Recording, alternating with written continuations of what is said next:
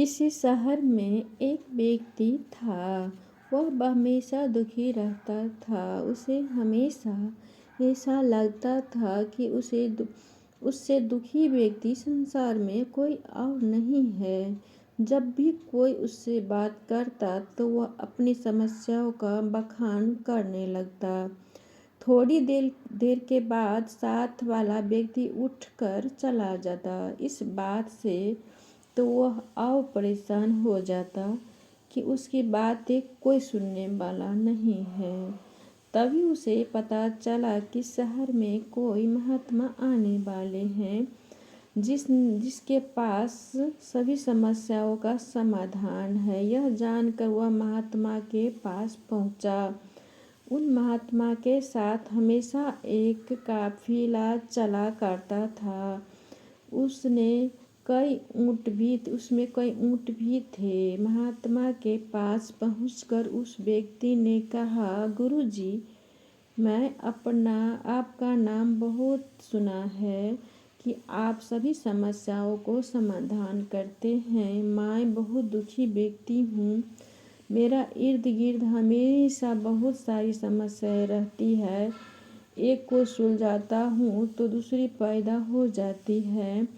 मैं अपनी आप बीती किसी को सुनाता हूँ तो कोई सुनता ही नहीं है। दुनिया बड़ी मतलबी हो गई है। अब आप ही बताइए मैं क्या करूँ।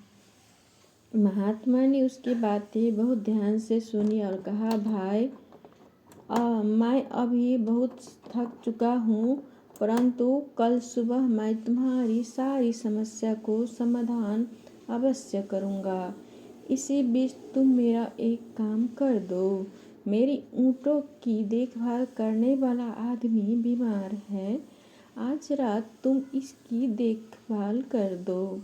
जब सभी ऊँट बैठ जाए तब तुम सो जाना। मैं तुमसे कल सुबह बात करूँगा। अगले दिन महात्मा ने उसी आदमी को बुलाया।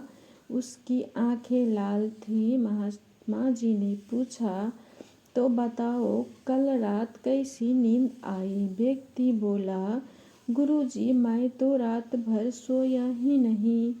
आपने कहा था जब सभी ऊँट बैठ जाए तब सो जाना, पर ऐसा नहीं हुआ।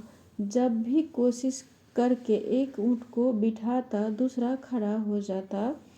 सारे ऊँट बैठा ही नहीं, इसीलिए मैं रात भर नहीं सो सका। गुरु महात्मा जी ने मुस्कुराते हुए कहा, मैं जानता था कि इतने ऊँट एक साथ कभी नहीं बैठ सकता, फिर भी मैंने तुम्हें ऐसा करने को कहा।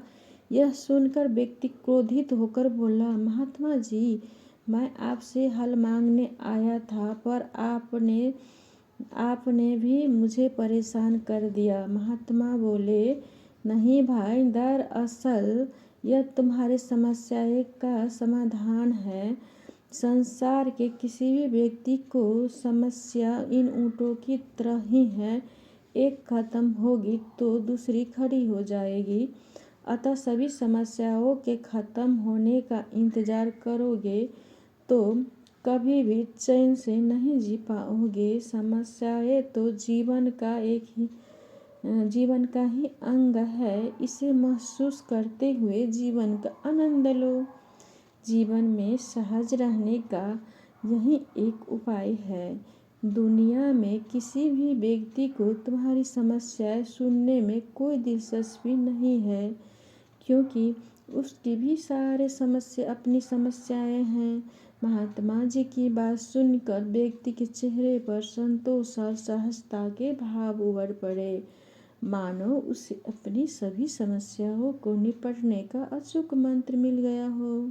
इसी तरह दुनिया में किसी भी प्रॉब्लम और किसी भी समस्या से दूर भाग कर नहीं, उसके सामना करके उसे जीतना चाहिए।